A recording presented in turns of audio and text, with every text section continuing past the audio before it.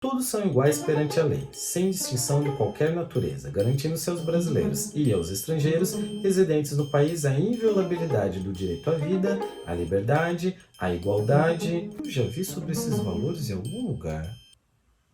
A segurança e a propriedade, nos termos seguintes: homens e mulheres são iguais em direitos e obrigações, nos termos desta Constituição. Tá aí, Constituição, um livro que todo brasileiro tinha que ter. Mas e a primeira Constituição? Quando que surgiu?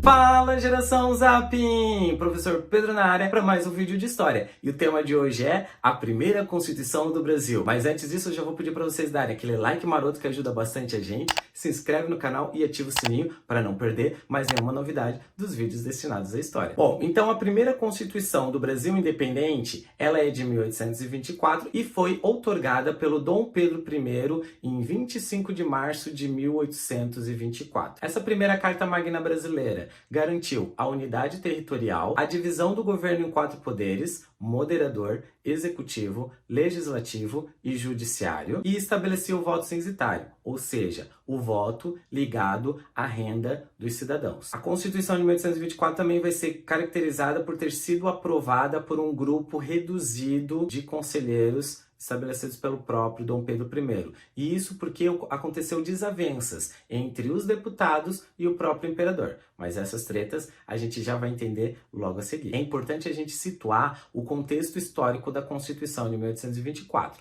Ela está dentro do período que a gente chama de Primeiro Reinado. O Primeiro Reinado foi de 1822 até 1831. Nós seguimos até então as leis de Portugal, que agora nós precisamos ter leis independentes que vão ser asseguradas pela Constituição de 1824. Mas a Constituição ela já começa a ser pensada em 1823, quando Dom Pedro I convoca deputados de todas as províncias do Brasil para fazerem parte da Assembleia Nacional Constituinte e elaborar a Constituição do Brasil. Só que dentro desses deputados que vieram de diferentes províncias, eles estavam divididos em 3 partidos. O primeiro, considerado como partido português ou conservador, defendia uma monarquia centralizada. Já o segundo partido, composto por brasileiros ou chamados de liberais, defendiam uma monarquia parlamentarista e defendiam também a manutenção da escravidão no Brasil. Já o terceiro partido era considerado como um partido radical liberal.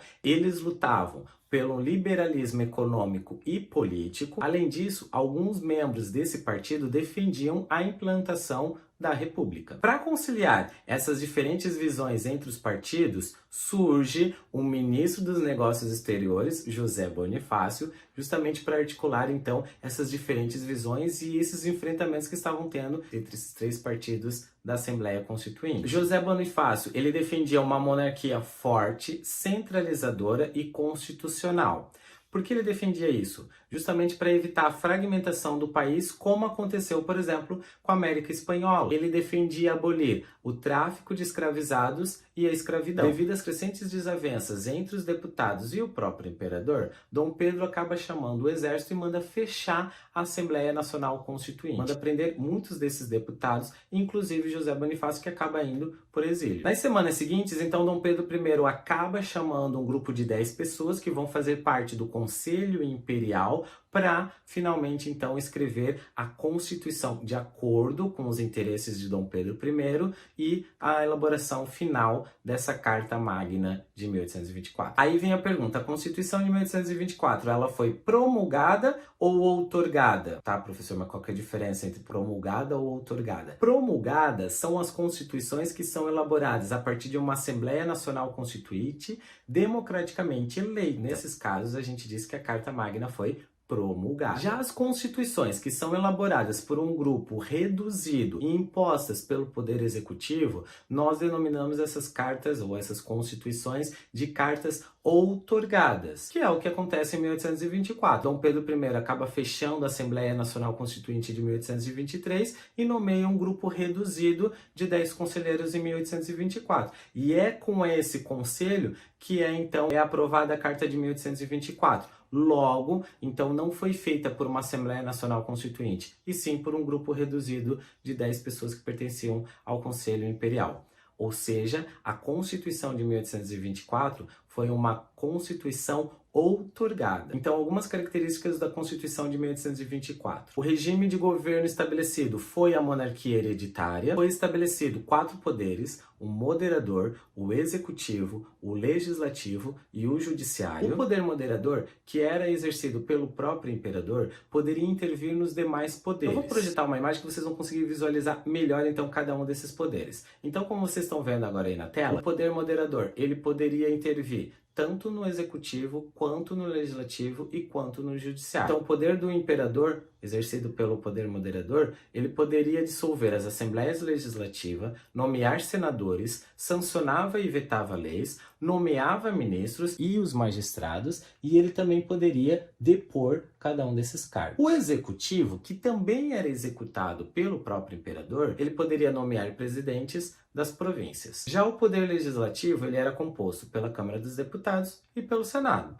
como também acontece nos dias de hoje. Os deputados eram eleitos por voto censitário e os senadores eram nomeados pelo imperador. Os juízes eram nomeados também pelo imperador. O cargo, ele era vitalício e só podia ser suspenso por sentença ou pelo próprio imperador. Então, quem poderia votar naquele período? Homens livres, maiores de 25 anos e com uma renda anual acima de 100 mil réis. Eles poderiam, então, votar nas eleições primárias, tanto para deputados quanto para senadores. Já para eu me candidatar a esses cargos das eleições primárias, eu precisava, então, ter agora uma renda anual de 200 mil réis. Além disso, se excluía os libertos dessa categoria. Agora, se eu quisesse me tornar um candidato a senador, aí a minha renda anual tinha que ser superior a 400 mil réis. Além de ser brasileiro e católico. Isso porque, na Constituição de 1824, também é reafirmado a Igreja Católica como a religião oficial do Brasil. Entretanto, a Igreja Católica também vai estar subordinada ao próprio Estado. Na Constituição de 1824 também é criado, então, o Conselho de Estado, que é um conselho formado por 10 pessoas e também nomeadas pelo próprio imperador. A capital do Brasil independente era o Rio de Janeiro e que não estava mais agora ligada à província do Rio de Janeiro. A Constituição de 1824 dura por 65 anos e é a Constituição que ficou por mais tempo em vigor no Brasil. Com exceção do ato adicional de 1834, não houve alteração significativa no texto original da Constituição. E voltando ao contexto histórico do primeiro reinado, a gente precisa também destacar que, com os conflitos da Confederação do Equador e a Guerra da Cisplatina, além da crise econômica que estava acontecendo no país, tudo acaba contribuindo para um desgaste à imagem de Dom Pedro I no país. Além disso, com a morte de Dom João VI, Dom Pedro I fica cada vez mais dividido entre o trono português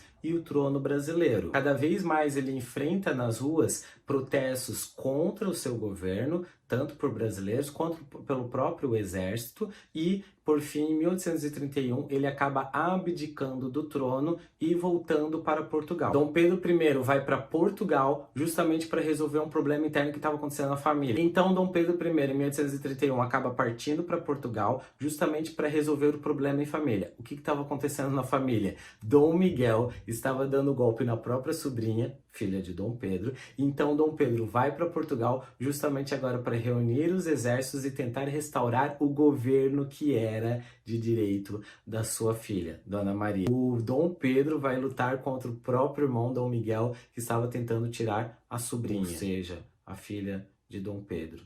Muitos problemas para resolver, né? Com a partida de Dom Pedro I e a abdicação do trono em 1831, quem que assume no poder? Seu filho, a ligação mais próxima, então, da família real. E quem que é? Dom Pedrinho, Dom Pedro II. Ah, mas Dom Pedro II é menor de idade, tinha só 5 anos. Então, quem que vai governar esse período, então, no Brasil? Ah, é o período que a gente chama de período regencial, que vai de 1831 até 1840. Não, mas calma. Que isso já é tema para um próximo vídeo, pode ficar tranquilo. O nosso tema acaba aqui até 1831, com o fim do governo de Dom Pedro I no primeiro reinado. Ufa, conseguimos dar conta de 1822 até 1831. Agora, sobre o período regencial, sobre o segundo reinado, sobre Dom Pedro II, isso é tema para os nossos próximos vídeos. Espero que vocês tenham gostado, gente. Qualquer dúvida, reassiste o vídeo, faz as suas anotações, que é receita de sucesso. Espero que vocês tenham gostado demais desse vídeo e a gente se encontra nos próximos vídeos. Até mais. Tchau, tchau.